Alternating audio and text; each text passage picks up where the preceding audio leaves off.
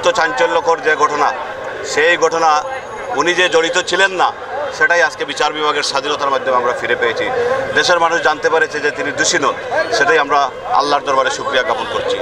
পাশাপাশি ওনার যে সিলেটে তিনটা মামলা ছিল, একটি মামলা বিগত কিছুদিন আগে খারিজ হয়েছে এবং আজকে দুটি মামলা উনি খারিজ হয়েছে। কারণ এই যে বাদী ছিল একটা কুলাঙ্গার, একটা হিরোইন সেবী, যারা দুইজন, যারা ছাত্রলীগের একজন কৃষি বিশ্ববিদ্যালয়ের এবং আরেকটা ছেলে মহানগর ছাত্রলীগের সাধারণ সম্পাদক, এই কুলাঙ্গারগুলো মামলা করেছিল, মিথ্যা মামলা করেছিল তাদের প্রভুদের নির্দেশে, তাদের এই যে ফ্যাসিস্ট হাসিনার নির্দেশে তারা করেছিল।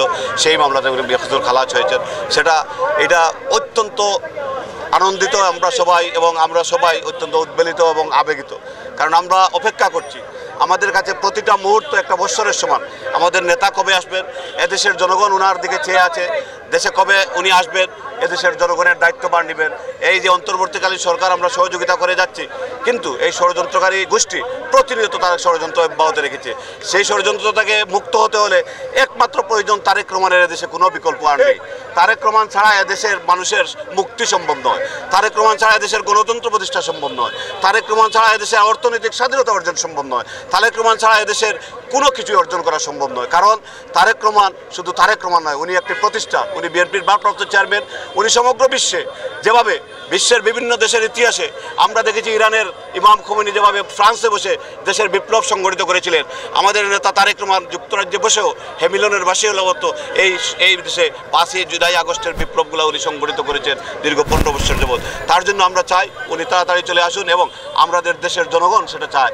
অবিলম্বে উনি যাতে আসলে আমরা দেশের জনগণ মুক্তভাবে, দেশে একটা নির্বাচন হবে, সেই নির্বাচনের মাধ্যমে দেশের জনগণ উনাকে, আমাদের দৃঢ় বিশ্বাস উনি বাংলাদেশের নেতৃত্ব প্রদানের দায়িত্ব দিবে। তার জন্য আমরা আল্লাহ রাব্বুল আলামিনের শুকরিয়া জ্ঞাপন করছি এবং সবাইকে ধন্যবাদ জানাচ্ছি, দেশবাসীকে আমরা কৃতজ্ঞতা জানাচ্ছি। আমরা সম্পূর্ণ আইনের প্রতি শ্রদ্ধাশীল। আইন তার নিজস্ব গতিতে চলবে। উনি কখনোই কোনো পাওয়ার ইউজ করে কোনো আইনের ব্যত্যয় ঘটাতে চান নাই। যার জন্য আমাদের নেতা বলেছেন, আমি আইনের প্রতি শ্রদ্ধাশীল, আইন তার নিজস্ব গতিতে যেভাবে চলে, আইনের মাধ্যমে আমি বের হয়ে আসব। এইভাবে যেগুলো বাকি মামলাগুলো রয়েছে সেটা আইনি প্রক্রিয়ায় বের হবেন, আইনি প্রক্রিয়ায় উনি মুক্ত হবেন, আমাদের দৃঢ় বিশ্বাস। উনি খালাস পাবেন, কারণ উনি সবগুলাই মিথ্যা মামলা। উনি কখনোই কোনো অন্যায় করেন নাই। বাংলাদেশের জনগণ বিশ্বাস করে না যে উনি কোনো অন্যায় করতে পারেন। এটা এই জিয়া পরিবার কখনো অন্যায় করে নাই, এই শেখ পরিবার না, যারা লক্ষ লক্ষ কোটি টাকা বাংলাদেশকে পাচার করেছে।